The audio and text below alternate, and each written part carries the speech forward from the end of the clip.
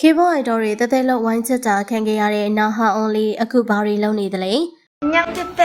저는 나한입니다. 오늘 이렇게 ဟုတ်ကဲ့ပါရှင်ဒီကလေးမလေးကတော့အပြိုင်ဆိုင်နေများလို့နဲ့ K-pop fan တန်းတွေတစုတစည်းသဘောကျခဲ့ရတဲ့ရှာမရှာလေးပါ